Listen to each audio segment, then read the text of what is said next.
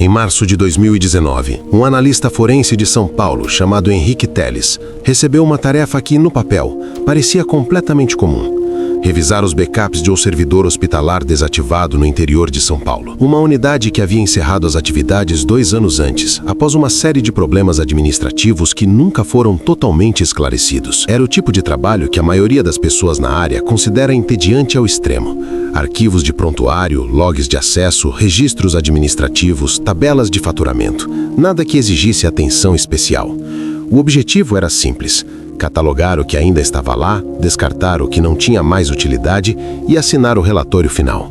Henrique tinha feito isso dezenas de vezes. Sabia exatamente o que esperar. Mas no terceiro dia de análise, algo quebrou esse padrão. Dentro de uma pasta de sistema que não deveria conter nada além de arquivos temporários, o tipo de pasta que normalmente é ignorada em qualquer auditoria, Henrique encontrou um arquivo sem nome, sem extensão, sem nenhum registro de quando havia sido criado, e com um detalhe que, naquele momento, fez tudo mudar.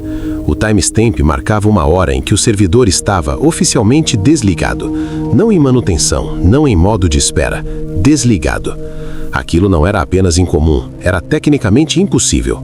Se esse tipo de caso te prende, já deixa o like agora e comenta aqui embaixo: você abriria esse arquivo? A primeira coisa que Henrique sentiu ao abrir o registro foi estranheza. Não havia imagens perturbadoras, não havia texto alarmante, nenhum dado que saltasse aos olhos de imediato.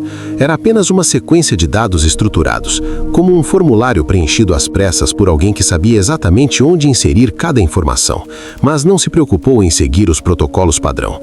Os campos estavam todos preenchidos, mas nenhum fazia sentido. O campo de identificação do paciente trazia um código que não existia em nenhuma base do hospital. Henrique verificou 2 vezes, depois uma terceira. O código simplesmente não tinha correspondência em nenhum sistema ativo ou arquivado daquela unidade. O campo de data apontava para um domingo de madrugada, especificamente 13h17, num período em que o pronto-socorro estava fechado para reformas estruturais.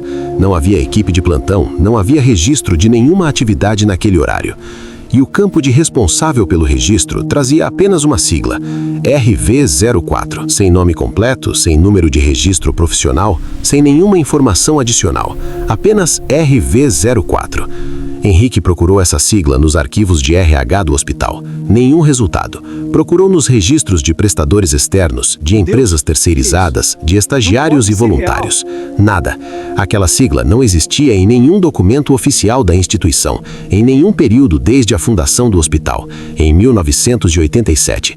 Mas aparecia em mais 11 arquivos dentro da mesma pasta.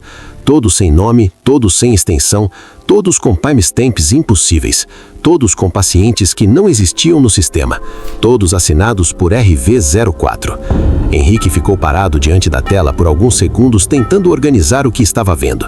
Depois abriu um documento em branco e começou a anotar cada detalhe. Era um procedimento padrão, documentar antes de qualquer outra ação. Mas antes que ele terminasse de digitar a terceira linha de anotações, algo aconteceu. Comenta aqui embaixo a palavra registro, se essa parte já te deixou com aquela sensação estranha. Assim que Henrique salvou um dos arquivos localmente e tentou abrir o seguinte, algo aconteceu que ele descreveu depois numa entrevista informal como o sistema engolindo o que estava na tela. Os 11 arquivos haviam sumido. Não havia mensagem de erro, nenhuma caixa de diálogo, nenhum aviso de confirmação de exclusão. Em sistemas forenses, ambientes desenhados especificamente para preservar evidências digitais e registrar cada ação, isso é praticamente impossível. Toda operação deixa rastro, todo acesso gera um log, toda exclusão precisa ser autorizada e registrada. Mas ali, absolutamente nada indicava que aqueles arquivos haviam existido, exceto pelo único arquivo que Henrique tinha salvo localmente, antes de tudo desaparecer. Ele tentou acessar o histórico do servidor. A sessão tinha sido interrompida sem explicação. Tentou reconectar. O sistema reiniciou sozinho, sem comandos, sem aviso prévio.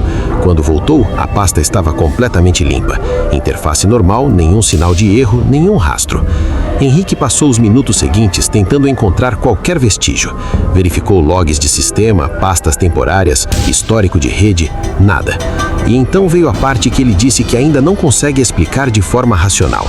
Ao verificar o log de atividades do servidor naquele dia, o acesso de Henrique não estava registrado, como se ele nunca tivesse estado lá, como se nenhum daqueles arquivos tivesse existido. Comenta apagaram se você percebeu que isso vai além de uma falha técnica. O único arquivo que havia sobrado era o que Henrique tinha salvo localmente antes do sumiço. Durante os 2 dias seguintes, enquanto tentava decidir o que fazer com aquilo, ele analisou esse arquivo com calma, mais atenção, linha por linha. E foi aí que encontrou algo que não tinha notado na primeira leitura. Nos metadados do arquivo, aquelas informações invisíveis que ficam embutidas em qualquer documento digital, como data de criação, software utilizado, dispositivo de origem, havia uma string de texto que absolutamente não deveria estar ali. Não era um erro de sistema, não era um dado corrompido, era uma frase completa, direta. Este registro será encontrado. Pasta B7, andar 3, ala desativada. Procure antes de quinta-feira. Henrique leu 3 vezes. Levou isso ao supervisor imediatamente. A resposta foi curta e direta. Ignorar, tratar como corrupção de dados, seguir com o relatório padrão. Esse tipo de coisa acontecia em sistemas antigos. Não valia a pena perder tempo com isso. Mas Henrique não conseguiu ignorar. Na terça-feira, 2 dias antes do prazo mencionado na mensagem, ele voltou ao hospital fisicamente. O prédio estava parcialmente interditado, mas o acesso era permitido para fins de auditoria. Ele encontrou a ala desativada sem dificuldade. Era exatamente a mesma ala cujo servidor ele estava analisando. O corredor estava escuro, parte do forro tinha caído. As portas dos quartos estavam abertas, sem nada dentro além de poeira e equipamentos quebrados. Henrique caminhou até o final do corredor. Encontrou uma sala de arquivos. Dentro da sala, prateleiras enferrujadas com pastas que ninguém tocava há anos. A pasta identificada como B7 estava lá. Dentro, um HD externo, sem etiqueta, sem identificação, embrulhado num saco plástico comum, como se tivesse sido deixado ali com pressa, mas com intenção. Dentro do HD, mais 47 arquivos, todos com o mesmo padrão, todos assinados por RV04. Se essa parte te fez sentir que aquilo foi deixado de propósito, comenta, isso não era para existir. Henrique passou os 2 dias seguintes analisando o conteúdo do HD com cuidado, isolado, sem comentar com ninguém, além de um colega de confiança. O que ele encontrou foi perturbador. Não por ser explícito, não por conter imagens ou confissões, mas pelo que sugeria quando tudo era colocado em perspectiva. Os 47 arquivos documentavam pacientes que não tinham histórico no sistema oficial do hospital.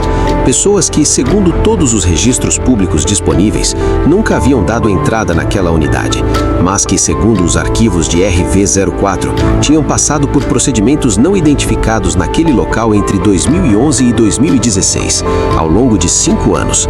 Nenhum procedimento tinha nome claro. Eram referenciados apenas por códigos internos que não correspondiam à tabela padrão do SUS, nem a nenhuma classificação médica reconhecida nacional ou internacionalmente. Alguns dos códigos foram pesquisados em bases de dados internacionais, sem resultado. E em 3 dos arquivos havia um campo extra que os outros 44 não tinham. Um campo simples, sem explicação adicional. Transferido, destino não registrado. Henrique levou o HD à polícia no mesmo dia. O caso foi formalmente aberto. Investigadores passaram meses tentando identificar os pacientes mencionados nos arquivos, rastrear a origem da sigla RV04 e entender o que aqueles códigos de procedimento representavam. Em todas as frentes, a investigação bateu em paredes. Os pacientes não foram identificados. A sigla RV04 nunca foi atribuída a nenhuma pessoa, em nenhum sistema de saúde ou registro profissional do país. Os códigos de procedimento permaneceram sem correspondência conhecida. O caso foi arquivado por falta de provas materiais. O hospital havia passado por 2 trocas completas de gestão desde 2016. Nenhum funcionário do período investigado foi localizado para prestar esclarecimentos. E o servidor original, aquele onde Henrique havia encontrado os 12 arquivos, incluindo os que desapareceram, foi formatado, completamente, antes mesmo de Henrique entregar o relatório final de auditoria. Ninguém soube explicar quem autorizou a formatação. Comenta, isso não acabou se você acha que esse caso teve muito mais do que foi investigado. Existem registros que desaparecem porque alguém quer que sumam. É o movimento mais comum em casos assim. Apagar, formatar, destruir. Limpar o rastro antes que alguém chegue perto demais. Existem registros que sobrevivem porque alguém em algum momento decidiu que eles precisavam ser encontrados. Não por descuido, por escolha. E existe uma terceira categoria, talvez a mais inquietante de todas. Registros que parecem ter sido criados já sabendo que um dia alguém estaria do outro lado da tela tentando entender o que está vendo. Como se o próprio arquivo fosse uma mensagem endereçada a um destinatário desconhecido, alguém que ainda não existia quando o registro foi feito. O caso de Henrique Telles continua sem resolução oficial. O HD está em poder da família dele, num local que ele preferiu não divulgar. A sigla RV04 nunca mais apareceu em nenhum sistema conhecido, pelo menos em nenhum que alguém tenha encontrado até agora. E os 3 pacientes com o campo transferido, destino não registrado, nunca foram identificados. Mas fica o aviso, nem todo registro foi feito para ser encontrado.